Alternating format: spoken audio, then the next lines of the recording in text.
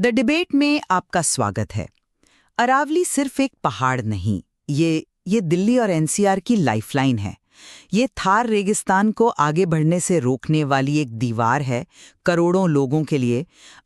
जमीन के नीचे पानी का खजाना भरने वाला एक पूरा सिस्टम है, और इस कंक्रीट के जंगल में ताज़ी हवा देने वाले फेफड़े हैं। और इसी लाइफलाइन के भविष्य पर सुप्रीम कोर्ट के एक हालिया फैसले ने एक बहुत बड़ा सवाल खड़ा कर दिया है। फैसले ने अरावली की पहाड़ियों को परिभाषित करने के लिए 100 मीटर की एक न्यूनतम ऊंचाई का पैमाना तय किया है। और इसी एक पैमाने ने संरक्षण की दुनिया में एक तरह का भूचाल ला दिया है। आज की चर्चा का असली सवाल यही है कि अरावली के भविष्य के लिए इस फैसले का मतलब क्या है। क्या ये परिभाषा, जो संरक्षण के बिखरे हुए प्रयास थे, उन्हें एक कानूनी धागे में पिरोने वाला कोई जरूरी कदम है, या फिर ये अनजाने में खनन, रियल एस्टेट और दूसरी गतिविधियों के लिए वो दरवाजे खोल रही है जो अब तक कस के बंद थे, और एक पूरे इकोसिस्टम को खतरे में डाल रही है। बिल्कुल, आज मैं इसी पक्ष पर बात करूंगी कि ये परिभाषा कानूनी स्पष्टता लाती है, भ्रम खत्म करती है और असल में संरक्षण को मजबूत करती है। और मैं ये कहूंगा कि इस परिभाषा ने तो अरावली के एक बहुत बड़े हिस्से को कानूनी सुरक्षा के कवच से ही बाहर कर दिया है। अब उसके विनाश का खतरा पहले से कहीं ज्यादा बढ़ गया है। तो चलिए शुरू करते हैं।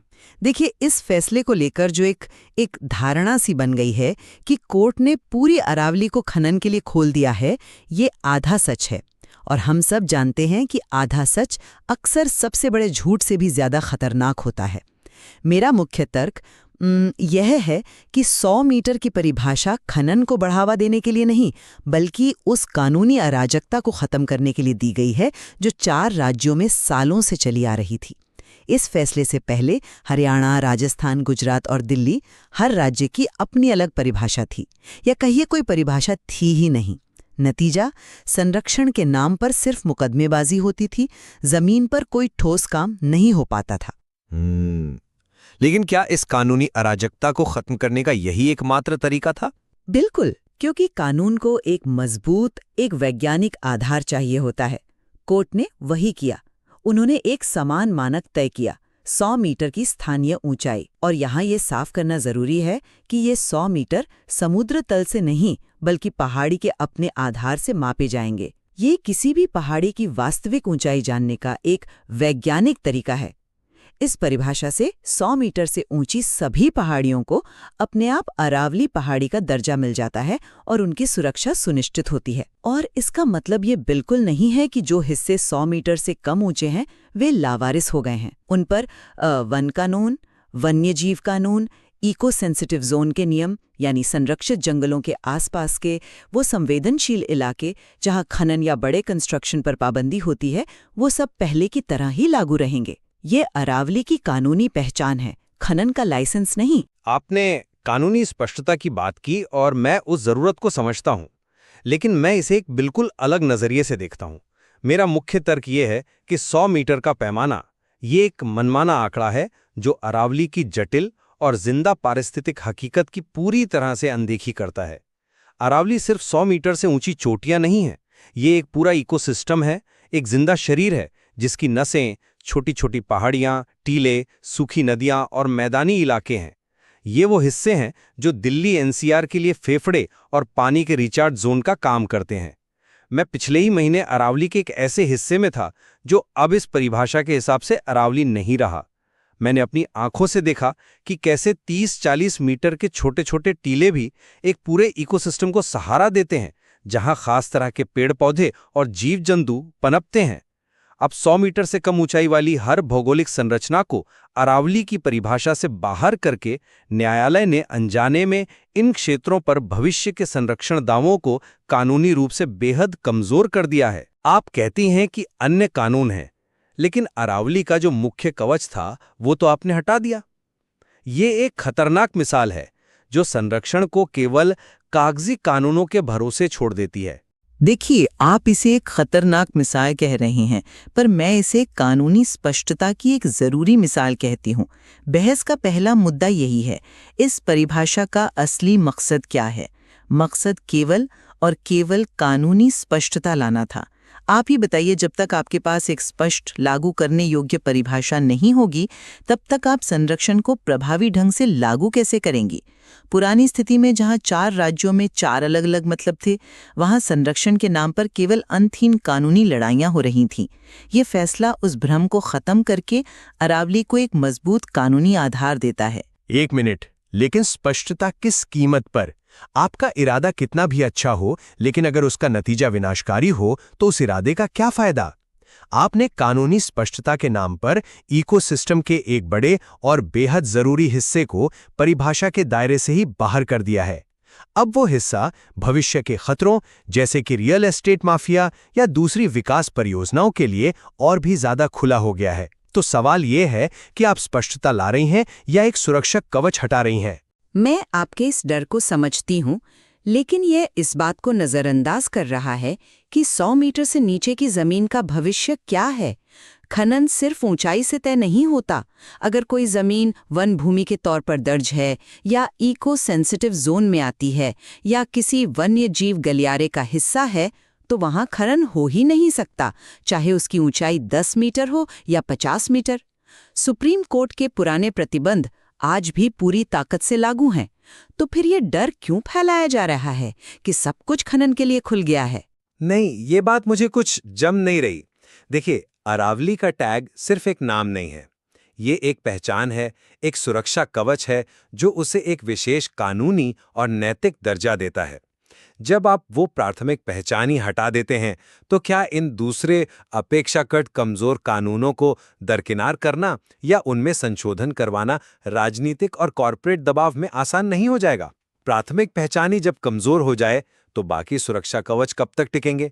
ये एक धीमी प्रक्रिया की शुरुआत हो सकती है। याद कीजिए, 90 के दशक में भी कई संरक्षित क्षेत्रों के आंकड़े ऐसे ही दिए जाते थे। लेकिन जैसे ही कानूनी परिभाषा बदली, भू उपयोग बदला और देखते ही देखते वो इलाके कंक्रीट के जंगल बन गए।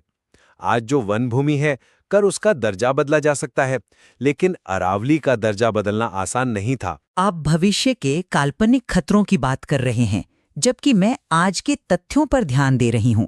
और तथ्य ये हैं कि खनन का वास्तविक खतरा बहुत बढ़ा चढ़ाकर बताया जा रहा है। सरकारी रिकॉर्ड खुद ये बताते हैं कि अरावली क्षेत्र का सिर्फ लगभग 0.19% हिस्सा ही ऐसा है जहां सैद्धांतिक रूप से खनन संभव है, और वो भी तब जब कड़ी से कड़ी पर्यावरणीय मंजूरी मिल जाए, जो आजकल लगभग नामुमकिन है। इस छोटे से आंकड़े को लेकर ये कहना कि पूरी अरावली बेच दी, ये तो तथ्यों के साथ खिलवाड़ है और इससे असल मुद्दे से ध्यान भटकता है। यह 0.19% का आंकड़ा आज की स्थिति को दिखाता है, और यही इसकी सबसे बड़ी खामी है। यह भ्रामक है। मेरा तर्क भविष्य के बारे में ही है, क्योंकि कानून और नीतियां भविष्य के लिए ही बनती हैं। जब किसी जमीन का कानूनी दर्जा ही अरावली से हटाकर कुछ और कर दिया गया है, तो आज का 0.19% कल 1% या 2% क्यों नहीं हो सकता?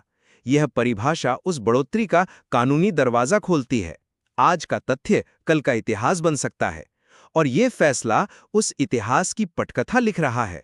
ये 0.19% एक शुरुआत है, अंत नहीं। देखिए, इस तर्क में एक बड़ी खामी है। ये कानूनी और पारिस्थितिकी दृष्टिकोण के बीच के तनाव को नहीं समझता। कानून को काम करने के लिए स्पष्ट मापने योग्य परिभाषाओं की जरूरत होती है।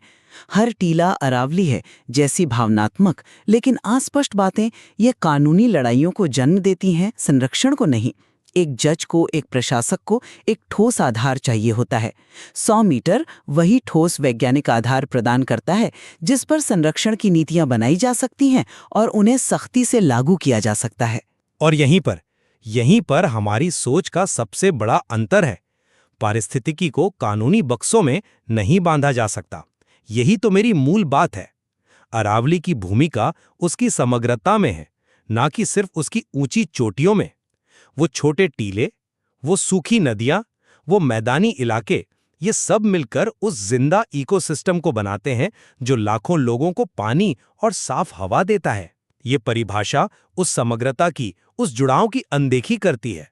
आप एक जीवित, सांस लेते हुए तंत्र को एक निर्जीव कानूनी परिभाषा में समेटने की कोशिश कर रही हैं, और इसमें उसका सार, उसकी आत्मा खो जाने का पूरा खतरा है। असल में यहाँ संघर्ष कानून और पारिस्थितिकी के बीच का नहीं है। यहाँ संघर्ष है एक स्थिर कागजी कानूनी परिभाषा और एक गतिशील बदलते इकोसिस्टम के बीच का, और इस संघर्ष में हमेशा इकोसिस्टम ही हारता है। अंत में मैं यही कहूंगी कि 100 मीटर की परिभाषा अरावली को कानूनी रूप से मजबूत करने और दशकों से चले आ रहे भ्रम को दूर करने के लिए एक व्यावहारिक और आवश्यक कदम है। मौजूदा संरक्षण कानून अपनी जगह मजबूत हैं और खनन आज भी एक अपवाद है, नियम नहीं। हमें सच को पूरा देखने की जरूरत है, न कि उसके एक छोटे हिस्से को लेकर डर पैदा करने की। एक स्थिर कानूनी ढांचे के बिना संरक्षण के सारे प्रयास रेत पर बने महल की तरह होते हैं। और मैं अपनी बात दोहराऊंगा कि ये परिभाषा भले ही अच्छे इरादे से दी गई हो, लेकिन ये अरावली के एक बड़े और पारिस्थितिक रूप से बेहद महत्वपूर्ण हिस्से को भविष्य के खतरों के लिए खुला छोड़ देती है। कानूनी स्पष्टता के नाम पर पारिस्थितिक वास्तविकता से समझौता किया गया है, जिसके दूरगामी नकारात्मक परिणाम हो सकते हैं। हमने एक ऐसी कानूनी रेखा खींच दी है जो प्रकृति के नक्शे पर मौजूद ही नहीं है, और इसका खामियाजा आने वाली पीढ़ियों को भुगतना पड़ सकता है। आज की चर्चा से ये तो साफ है कि दिल्ली की इस लाइफलाइन को बचाने का रास्ता सीधा नहीं है। एक ही कानूनी कदम को संरक्षण को मजबूत करने वाले और उसे कमजोर करने वाले दोनों नजरियों से देखा जा सकता है। एक तरफ कानूनी स्पष्टता की जरूरत है, तो दूसरी तरफ एक पूरे इकोसिस्टम को उसकी समग्रता में समझने की चुनौती। ये फैसला उस चुनौती को हल करता है या और गहराता है, ये सवाल शायद आने वाला वक्त ही बताएगा। अंतिम निष्कर्ष श्रोताओं को उपलब्ध सामग्री के आधार पर स्वयं निकालना होगा।